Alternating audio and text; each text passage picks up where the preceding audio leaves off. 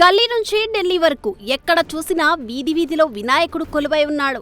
గణపతి బొప్ప మోరియా అంటూ దేశం మొత్తం మారుమోగుతుంది. 9 రోజుల పాటు భక్తులతో గణనాథుడు సేవలందుకోనున్నాడు.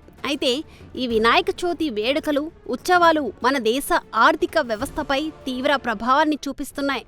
కొత్త ఉత్సాహాన్ని ఇస్తూ దాదాపు ఈ ఏడాది గణేష్ ఉత్సవాల సందర్భంగా 28,000 కోట్లకు పైగా వ్యాపారం జరుగుతుందని confederation of all India traders survey అంచనాలు వ్యక్తం చేసింది. అయితే రాను రాను ఈ పండుగ సందర్భంగా వ్యాపారులు విదేశీ ఉత్పత్తులను పూర్తిగా పక్కన పెట్టి స్వదేశీ వస్తువులకు ప్రాధాన్యత ఇస్తుండటంతో దాని ప్రభావం ఆర్థిక వ్యవస్థపై స్పష్టంగా ఉందని CAIT అభిప్రాయపడింది. మరోవైపు వినియోగదారులను కూడా స్వదేశీ ఉత్పత్తులు వాడేందుకు ప్రోత్సహిస్తున్నారు వ్యాపారులు.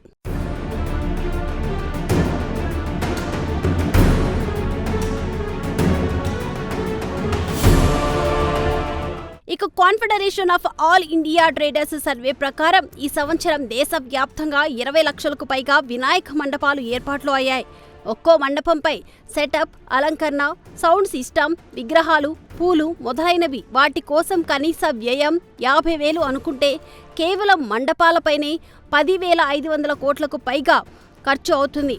వినాయక విగ్రహాల వ్యాపారం 600 కోట్లకు పైగా ఉంది. పూలు, కొబ్బరికాయలు, పండ్లు, అగరబత్తి వంటి పూజా సామాగ్రికి సంబంధించిన వ్యాపారం 500 కోట్లకు పైగా జరగగా మోదకాలు, లడ్డులు, ఇతర మిఠాయిల వ్యాపారం 2,000 కోట్లను దాటనుంది.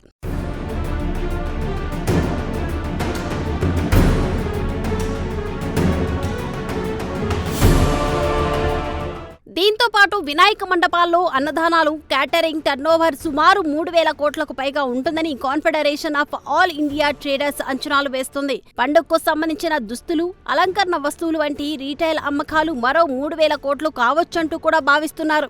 ఇదిలా ఉంటే గణపతి మండపాలు ఆధునిక రూపం సంతరించుకోవడంతో ఈవెంట్ మేనేజ్మెంట్ సేవలకు భారీ డిమాండ్ ఏర్పడింది. ఈ రంగం ద్వారా సుమారు 5,000 కోట్ల రూపాయల వ్యాపారం జరుగుతుంది. ఈ ఉత్సవాల సందర్భంగా ఆభరణాల వ్యాపారం సుమారు 1,000 కోట్లు కాబోతుంది. ఇక గణేష్ మండపాలకు బీమా చేయించుకోవడం కూడా పెరిగింది. దీని ద్వారా బీమా కంపెనీలకు 1,000 కోట్లకు పైగా వ్యాపారం జరుగుతుందని CAIT అంచనాలు వేసింది. దీంతో మొత్తం మీద వినాయక చవితి పండుగ దేశ ఆర్థిక వ్యవస్థకు ఊపునిస్తుందని నిపుణులు చెబుతున్నారు. ఇక రాను రాను వినాయక చవితి ఉత్సవాలు ఆర్థిక వ్యవస్థకు మరింత కొత్త ఉత్తేజాన్ని ఇస్తాయని వారంటున్నారు.